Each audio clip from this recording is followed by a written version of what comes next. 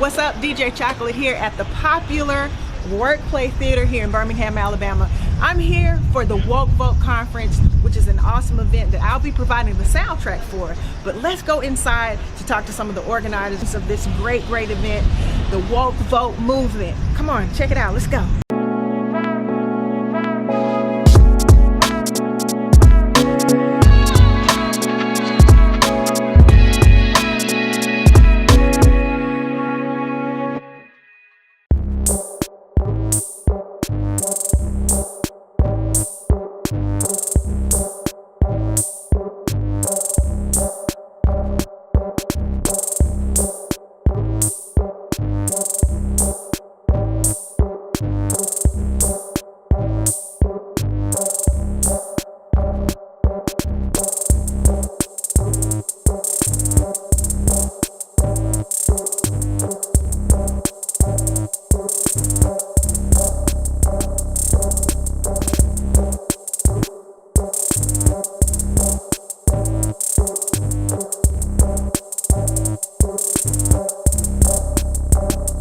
DeJuana Thompson, Woke Vote Creator Coordinator.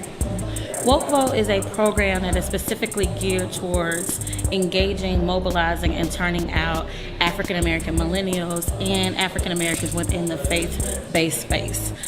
We looked at the opportunity to elect a progressive candidate in Alabama in a special Senate election and put together a strategy that brought in probably the highest amount of resources monetarily, over $4.1 million, for the specific turnout and engagement of African Americans in the state of Alabama. So we're excited about what that program was able to do, but we're really more excited about what it meant to set a foundation around putting real money behind engaging people of color and sort of shifting from these traditional models that do not always include programming that is sensitive, intentional for Black folk. We're putting us in the spaces to lead that work so that we know it's intentional. Standing here with the one and only Dana Woodruff. Everyone in Birmingham knows her because she's an air personality at one of the radio stations here in Birmingham, 95.7 Jams, as Lady Woo. So you host a talk show on Sunday night,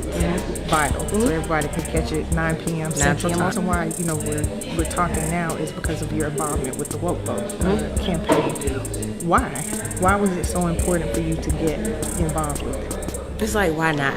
Like, on a daily basis, we see so many issues that one vote could change, or either that one vote affected. And it's like, okay, so we talk about partying, we talk about sex, we talk about relationship, we talk about everything, but we don't talk about the things that matter most, or we don't talk about the things that affect those things. So I was like, you know what?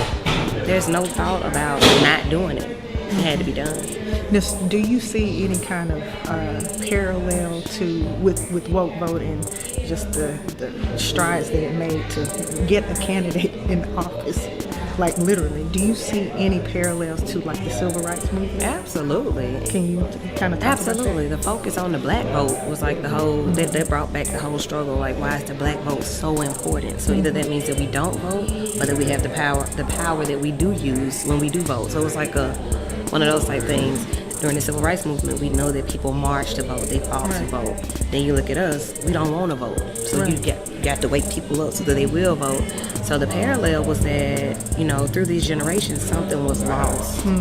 So this Woke Vote kind of reignited people to get back involved and to start doing what we saw our ancestors do. So as far as like going forward and you being a voice in the community, and I heard you talk about traditional radio doesn't necessarily have the impact that it used to just because everybody's in that phone. Yeah. But can you kind of, give a testimony to the importance and just the impact that it still has, and why people need to listen? Oh, absolutely. Why people need to listen, why people can actually still come to the radio for that type of information. The radio used to be the spot for organizing and bringing people together. The jocks brought out that information. We had the microphone, so the power of the mic is magic. And not just on vinyl, but like live radio, real time, people from your community that actually care about the same issues that you care about, the same issues that affect you, they affect us as well. So, radio being traditional some things that are old are good. And that's why I haven't left, because I know that there has to be some type of balance there. So I think that traditional media provides that balance so that you can come out of your phone. You can watch us, but you can also listen too. And you can get us anywhere. You can get in your car, we're there. You can be in a store, we're there. So it's that element right there that does not need to go anywhere. People need to respect that element. So I'm standing with Pastor Mike. Pastor Mike. Pastor Mike McBride, all the way from the Bay Area. And you're here in Birmingham, Alabama. What's your tie to Birmingham? Well, we actually have been doing organizing work. I lead a national campaign called the Live Free campaign of the PICO Network. We have a group here called Faith in Alabama. And so we've been doing a lot of work here for the last 5 or 6 years, really around violence prevention, mass incarceration work. And so we were involved in a couple of the local races, been partnering a lot with DeJuana Thompson. We do violence prevention, like we intervene in the worst group conflicts in urban neighborhoods all across the country.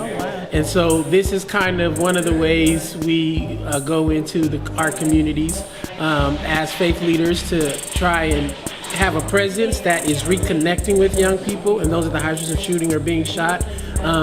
These Air Force Ones I wear and the clergy collar is kind of become a little bit of like a brand of a lot of our clergy across the country. People say like collars and kicks or sneakers and preachers. Woke Vote is actually a great example, a concrete example of how black women, 90% of black men, so we give brothers some credit too. Black folks, 30% of black folks turned out and kept a pervert from being in the Congress, which would have impacted the whole country, right? So we have to, I think, continue to appreciate that our work is a continuation of the work that's come before us, and it is vital for faith leaders to move beyond the pulpit, move beyond the Sunday service, move beyond kind of a preaching message that divorces the body from the soul. We have to be holistic in our approach, and I think that's what the Woke Vote program and a lot of the political work, justice work that we're doing is intending to do. It's intending to kind of braid all that stuff back together, and that's the best that the Black church has to give us in the United States, I think. Shirley Chisholm said the best service is the rent we pay for the space we occupy on this earth. Of course, Jesus says, if you want to be great, you have to serve. Amen. There's all kinds of theological, biblical, social justice texts, ideas. Even within our own culture, we know, hopefully, that if we were all radically, individualistic, caught up only in ourselves and what we can get out of this thing, then we perpetuate a certain kind of pathology and degradation that all of us are actually trying to get away from. And so I want to commission all of us. There's always something we can do to be a blessing to somebody else. Always something we can do. We may not have a whole lot of money in the bank, but there's always some love, some joy, some volunteerism that you can do. When we're talking about this political work and voting and activating people to vote, we knocked on thousands of doors. Because someone said, instead of watching a basketball tournament on a Saturday or rewatching, the Scandal episodes from Thursday or catching up on Game of Thrones, whatever you like to watch, somebody said, I'm going to spend 4 hours knocking on some doors and make sure my community turns out.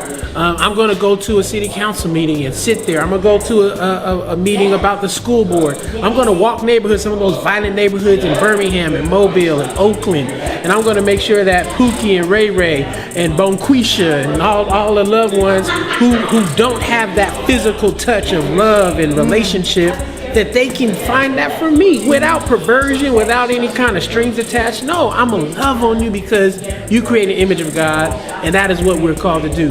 That don't cost no money. That don't cost you nothing but time. And that's what we're called to do, and that's why I think it's critically important for us to take this moment in our country where it's so perilous to not become paralyzed. Right? To say, what can we do? Remember, our ancestors did more with less than what we had. That's true. And so now we got radios and DJ equipment, and we got social media, we got swag, we got all kind of stuff that we can use our culture, our faith, ourselves to change the country, and that's what I think we got to keep doing. I always wondered if other people saw what I saw with the Obama administration. For me, what I saw was the re-establishment of the Black family, and just how important those two individuals were to be pillars of, I guess, just so much strength, so many things. Do you think that was lost, or do you think that that's what's missing in the Black community? And how do we get back to that? How do we, highlight that? How do we establish those roots and things like that? Do you think that it was missed, during the Obama administration? So one of my degrees is in African American Studies, and you can't begin to talk about the Black nuclear family without thinking about how families were completely torn apart on purpose during slavery and even before slavery. And even now, if you can't make bail, your family could be torn apart and you could lose your house because you're trying to keep your baby out of jail, right? That's systemic, and it's indicative of a system that knows that when you find that commonality, you also can probably find that strength. And so I think family has certainly over the years evolved due to situation, where you've seen like now a family might be a single mom and her kids, but it's a strong family. It could be two, men raising a kid, right? But it's a family. And I think if we've gotten away from anything, it's what the strength of a family is, not necessarily what the makeup of a family is, right? And I do think that Barack Obama and Michelle Obama, what they gave again was an example of what a strong unit looks like, right? And what, like, if you get, and I'm telling you, I know for sure, there are days they ain't like each other, you know what I'm saying? It was days they want to kick their kids' butts, all that kind of thing, but what we saw was the real workings of commitment. What we saw was the real workings of partnership and what it means to say, I got your back, you my family, and whatever that may be. And it allowed for them to withstand other attacks. And so I think that as we're thinking about, our communities and things that we may have lost due to systemic racism, through classism, all these different things, what the lesson that the Obamas taught us in terms of the way in which they put their love and their partnership and their commitment to each other on display is that there is power in that, and we need to get back to building strong relationships with each other, now, how no matter does that what. transfer into what the woke vote movement is? Absolutely. How does that transfer? Right. So the one thing that I think is incredibly important about woke vote is that it's all relationship based. Okay. So we don't go into somebody's community telling them about their community.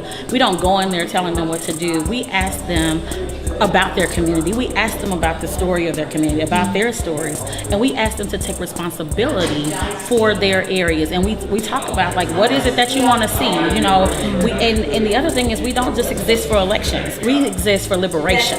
And so when you're existing to try to liberate a community, when you're existing to try to provide space for people access and platforms for people who have just been systematically denied those spaces, it takes on a completely different thing. So now when I come to you and I talk about an election, you know what I'm saying, if I'm coming from Vote, you probably will talk to me a little bit differently than somebody who just shows up for a candidate, right? Because you're like, I saw the one the other day at the neighborhood, event, or I saw whoever the person is, like, they always around here. Yeah. We in relationship, right? And so it's building those community relationships. It's building those platforms for young people and people of faith and LGBT community and the immigrant community, all these different fashions that are found just within our communities, right? It's nothing wrong with partnerships, allies, and all of that. I believe that all of that is necessary, but it's also nothing wrong with figuring out what we need to do to strengthen our own communities and make sure that we have some resources and programs and tactics that are available for us to lift each other up if nobody else comes to the table. Right. That's what woke vote is about, right? The vote is just a way to get people in the door. The woke part is a lifestyle, and we're trying to get people to live that woke lifestyle. Yeah. Getting involved with woke vote, getting in touch with you. How can people do Woo, honey, I feel like people talk in touch with me on every medium possible, but woke vote definitely on Instagram. You can reach out to us. We're at woke vote. We have a Facebook page. We have wokevote.us. WOKEVOTE.US. And if you get any of those, you've got me. If you want to hit me up on Instagram, I am DeJuana. I'm DEJUANA. Get it right. No W's anywhere near that. I am DeJuana, and probably if you're walking around and you see me, I'm gonna talk to you. That's what we do for a living, right? So I want to build community, so I always welcome an opportunity to speak with people and to see where people are coming in to hear people's stories. Okay, what's next for you? What's next is that we're expanding and going to about 12 to 13 different states and taking these programs across the country with the explicit idea that there are people of color all over this country who can make the difference in the 2018 elections and the 2020 elections, but most importantly, setting a foundation for the census that's coming. And I will tell you, you'll be the first to know that one of the ways in which they easily discount or do not provide resources to our communities is by counting us out when it's time to be for the census. And so we have got to make sure that we're counting every single person in our community, that we're showing up so those resources can come back in our neighborhoods. And so that starts now. It's 4 years from now that the census is happening, but we got to start the work now. So that's what we're doing. So it's not just existing. It's living. No, it's living it. Absolutely. This is a lifestyle. Okay. Yeah. Thank you, DeJuana. Great. Thank you. Thank you for all you do. You've been awesome as a partner to Woke Vote. You've always showed up, and you continually use your spaces to elevate and let people know what's going on. And that is really your storyteller in your own right through your music, through the things that you do. So I'm just honored to be a part of your platform, and hope we can keep working together. Let's do it. Yeah, absolutely. Thank you.